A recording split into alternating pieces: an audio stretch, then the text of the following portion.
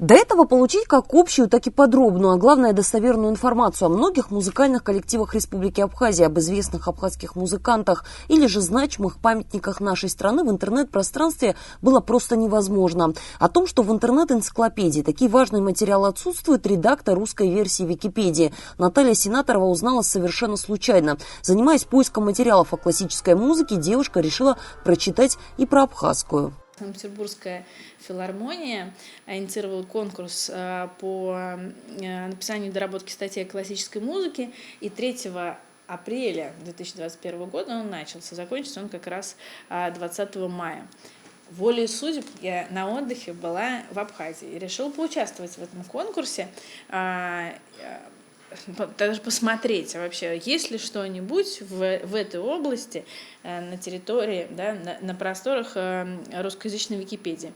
И обнаружила, как я это называю, кроличью нору, потому что я одной ногой вступила и совершенно провалилась в огромный пласт культуры музыкальной. Это и музыковедческая, и исполнительская ветки, и, главное, абхазская композиторская школа, которая растет, придется на 70-е, 80-е годы, которая вообще не задокументирована.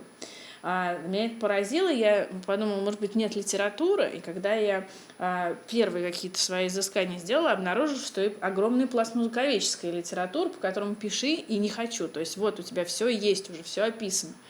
Думаю, может быть, музыку этих не исполняет композиторов. Нет, посмотрела, по всему миру исполняют музыку этих композиторов.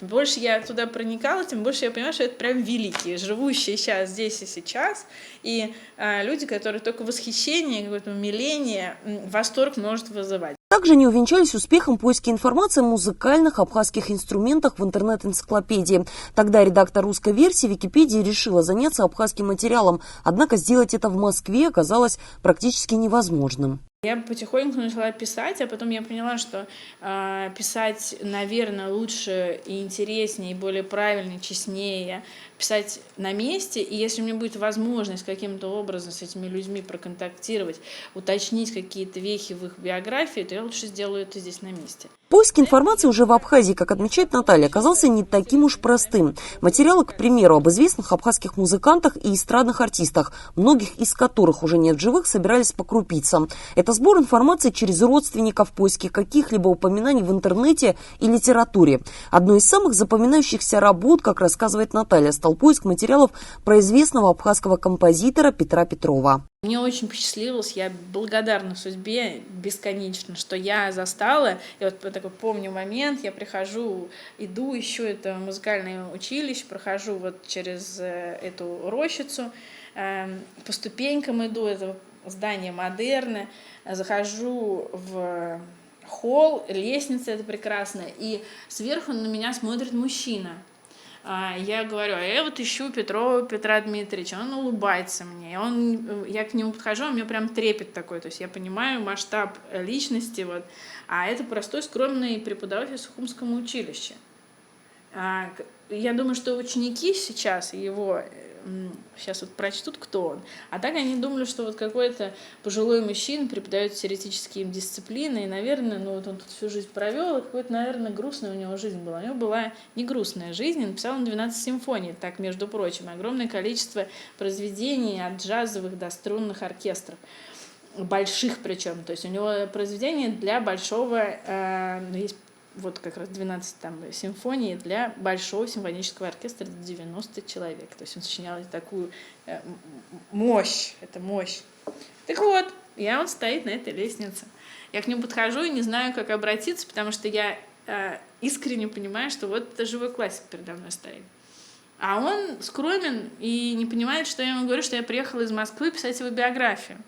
Он не понимает, что вообще, как это произошло, почему это случилось. На сегодняшний день Наталье удалось собрать и опубликовать в Википедии информацию о литературном мемориальном музее Дмитрия Гуля, различных вокально-инструментальных ансамблях Абхазии, концертных залах, а также статью про музыкальные инструменты республики, которые сопровождаются фотографиями.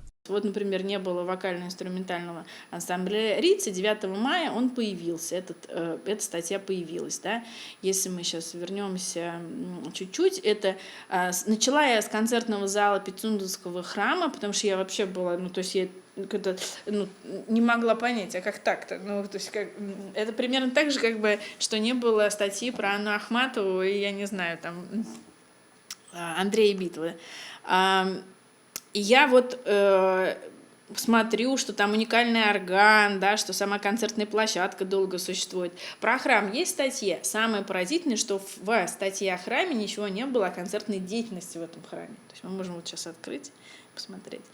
Если мы заходим в историю, то мы здесь тоже видим о том, что статья создана, например, уже 8 апреля, я ее создала, она живет и здравствует.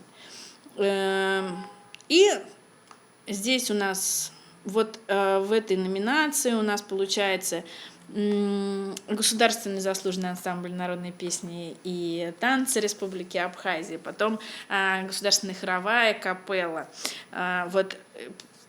Доработана статья Абхазской государственной филармонии, и еще Сухумское музыкальное училище. Я буду продолжать над ними работать. И моя гордость, моя радость, моя гордость — это как раз народные инструменты. Что-то удалось прям по крупицам найти в научных статьях. Я очень надеюсь, что абхазские музыковеды, не только просто энтузиасты, любители народных инструментов, будут эти статьи дорабатывать. Появилась категория, целая категория, не было категории абхазские музыкальные инструменты. В ней сейчас находится, была только один инструмент, сейчас тут находится 8 инструментов. Несмотря на большой объем проделанной работы, по словам Натальи, неопубликованных материалов в различных сферах просто огромное количество. Это касается и области культурных объектов. Малую часть из них Наталья уже изучила и опубликовала практически сразу по приезду в республику, также столкнувшись с отсутствием подробной информации. Работы много. Я уеду. Жители Абхазии, не только жители Абхазии, а те люди, которые интересуются этой областью, я думаю, что я себя останавливаю, как такой человек очень увлекающийся, я себя останавливаю, не пытаюсь смотреть, а что с художниками у нас там, а с архитекторами что у нас. Я даже мне иногда хочется, у меня лапка тянется, но я делаю все максимальные усилия, чтобы лапку эту туда не тянуть.